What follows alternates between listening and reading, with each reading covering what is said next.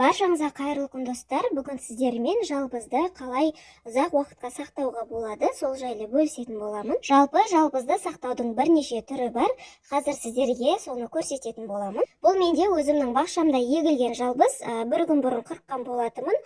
Қолым тимей осылай бір күн қалып қалып, сәл солыңқырап қалды. Жалбызды салқын суға салып, 2-3 қайтара жақсылап жуып аламыз.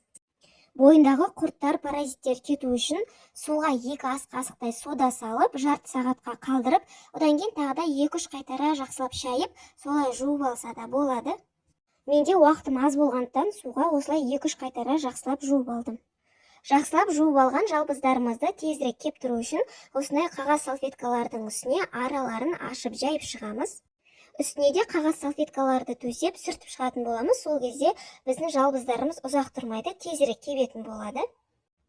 Жалпы жалбыздың денсаулыққа пайдасы өте көп, медицина жағынан да кеңінен таралған. Жалбыз өсімдігінің құрамында адам ағзасына пайдалы заттар өте мол екен. Жалбыз асқазан ауруы, ұйқысыздық және іш ауруы кезінде таптырмайтын ем болып саналады екен. Сонымен қоса ас қорыту жүйесін жақсартады, жүрек ауруына ем және бас ауруды жазады екен.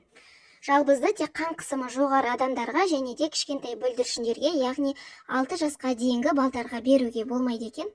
Жалпы жалбыздың біз біле бермейтін пайдалы қасиеттері өте көп екен. Жалбыздарды қағаз салфеткамен жақсылап сүртіп алғаннан кейін тағы да толық кебу үшін жарты сағатқа қалдырдым.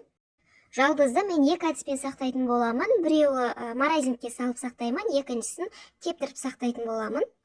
Жалбыздың арасында осындай солған жапырақтарына қара дақ түскен болса, оларды міндетті түрде алып тастаңыздар, оны қосуға болмайды. Морозилькке сақтайтын жалбыздарды мен осылай видеодағыдай қысқаша етіп барлығын кесіп шығамын. Жапырақтарын біртіндеп жұлып шықса да болады, мен бірақ осылай жасауды жөн көрдім. Қырқып алған жалбыздарды мен осындай пластмасс ыдысқа салып морозилькке сақтайтын боламын. Кез келген уақытта морозилктен алып, осылай жапырақ күйінде шайға, лимонадқа алып қосып пайдалана берсеңіздер болады. Екінші әдісі осылай кептіріп сақтаймын.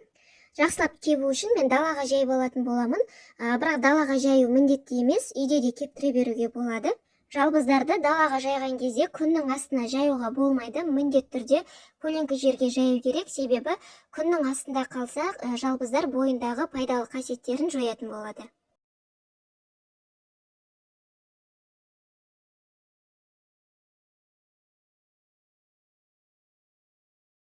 Міне осылай барлығын бір жерге жинап, жіппен байлап, көлеңкі жерге толық кепкенше жайып аламын. Бұл менде морозилькте сақталған жалбыз, тұрғанына 1 аптадай болды. Жалбызды тағы да үй өсімдігі ретінде үйге де горшоктарға егіп қойса болады. Міне жапырақтар осылай барлығы үстіп қатып қалады, кез келген уақытта алып пайдалана бергенге ыңғайлы. Видеом сіздерге пайдалы болса, ұнаса, лайк басып, пікір қалдыра кетіңіздер. Арнама тіркелуді ұмытпаңыздар. Назарларыңызға рахмет. Қош сау болыңыздар.